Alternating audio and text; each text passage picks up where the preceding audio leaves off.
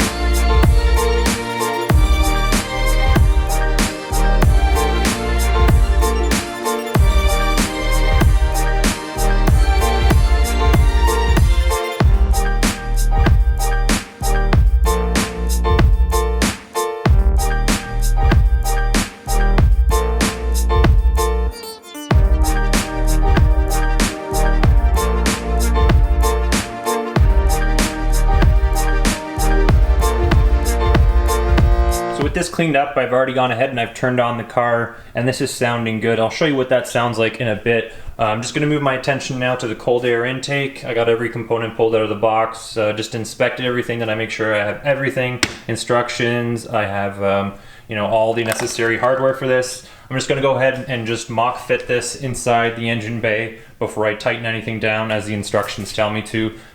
This is a really quick installation. I initially did think that I had to drill a hole through here. I don't have to, which is great, so I can return that hole saw that I have, but I'm going to go ahead and quickly do this. I did have to remove this to give me some clearance because I kind of quickly tested to see how everything fit, but I'll show you guys what this looks like. It's really quick. Okay, so with step one, I'm going to go ahead and install the supplied hose adapter onto the throttle body. I do have two different hose clamps. They are specified with different sizes. The smaller one will go onto the throttle body and the other will go onto the hose adapter. I'm gonna do that right now. I put it on there. I gently tighten down this smaller clamp just to keep it stationary for me, that I can go ahead and put that pipe in there and it won't wiggle out on me. Next, I'm gonna go ahead and attach the upper inlet pipe onto the hose adapter, and then I'll secure it gently to the throttle body, and then we'll move on to the next step. Next, I'm going to install the supplied 3-inch coupler onto the upper inlet pipe down here, and then I'll secure it to the coupler, and these are the two same size hose clamps as well. Next, I'm going to install the supplied rubber mount in the hole here in the engine compartment. I've already chased the threading here. This is the hole that's located in the front passenger side shock tower, where the stock airbox system was originally mounted. Next, I'm going to install the lower inlet pipe. This lower inlet pipe mounting bracket right here should line up nicely with that rubber piece right there. I'm going to secure a M6 nut with the supplied washer on the top right there as well. I am going to have to fish this through here. That's why I had to remove this reservoir for the coolant, just to give myself a little bit of room in here to wiggle this through. So I'm going to do that without scraping this too much. I don't think I will, but just be careful with this. Next, I'm going to install the air filter on the end of the lower inlet pipe. And then once properly fitted, I'm going to attach the final clamp that I have there. And then I'm going to go ahead and just go through everything and retighten it down. And the last thing was just to install the 1/2-inch breather hose that's supplied. And it's done. And it looks really good in here. I'm actually quite happy with how that looks. Super easy. It was like 15 minutes. And it's done.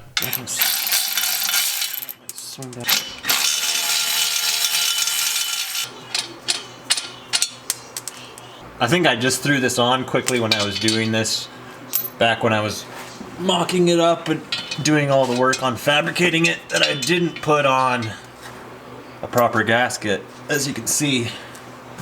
So I'm just going to clean up the surfaces here. There's a little bit of gunk build up there, so we're going to get it nice and clean. I have a high temp gasket maker that I'm going to use. I'm probably going to use something permanently after, better, like an actual designated gasket for this.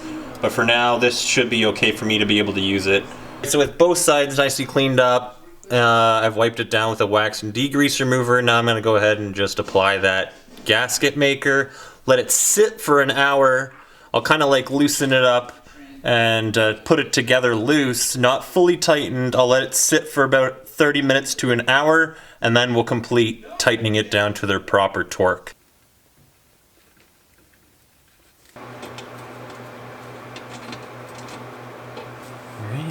So with the exhaust end tightened down, that gasket seal hopefully working, I'm going to test that later on to see if it has a leak. If it does, I will end up just switching it properly for a real gasket. With the cold air intake installed and ready to go, I actually started taking out all the wires right there out of the car so I can finally put this in the protective loom. I've been delaying it for so long, but now I can do it knowing that everything is working properly. So I went to the store, picked up some looms, some zip ties, some electrical tape, and I'm just going to go ahead, quickly do a final time lapse over there in the open space and just get this looking pretty, and then if I have time I'll put it back in the car.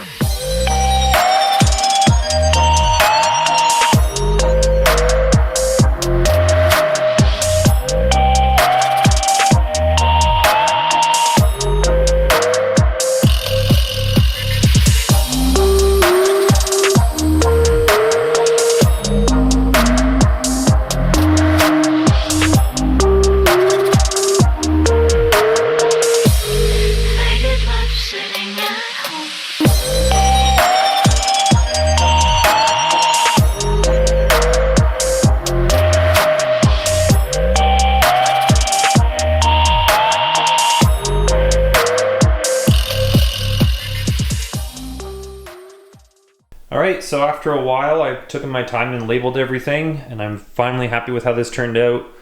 This was something that I took way too long to do, and I'm happy that I have it at this point now because it's going to be so much easier to handle inside the car. But I just love how everything is nicely clean, nicely labeled. Everything is good. Now, this is just regular like packing tape. I don't think that there's going to be a lot of moisture underneath of the car inside the hood area, that it's going to cause me an issue that these will slip off and fall off. But if they do, I can easily fix this. but over time I think it'll still be okay. Other than that, I am gonna clean up this harness. I'm gonna like just pull it all out, you know, rewrap it, make it look nicer. And then I'm gonna relocate the battery actually to the back of the vehicle. I know I was saying that I was gonna do it initially over on the driver's side, but I have to have my fluid reservoir there for the wiper fluid, so that's gonna go there. I'm gonna go ahead and start working on the interior of the vehicle. I'm gonna start pulling out some stuff from the shed, bringing it in, reviewing it, and seeing if I need to, you know, clean it, paint it, whatever I have to do.